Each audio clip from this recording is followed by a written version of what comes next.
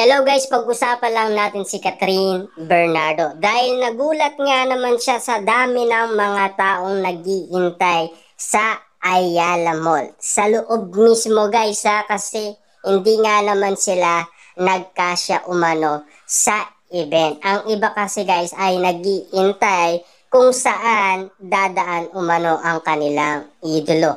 Parang napag-aralan na guys ng mga Katden fans ang mangyayari umano kina Catherine Bernardo at Alden Richard. Talagang basang-basa nila ang kanilang idolo kung saan sila patungo. Grabe nga naman kasi guys ang Katden fans, 'di ba? Saan man pumunta sina Alden Richard at Catherine Bernardo, nandoon din sila. Siyempre guys, para meron nga naman tayong ayuda, 'di ba?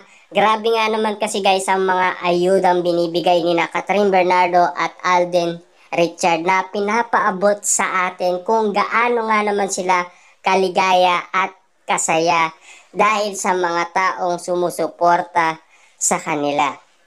Siyempre guys, no, dinudumog sila at dinadagsa ng maraming tao dahil matagal nga naman nila itong iniintay.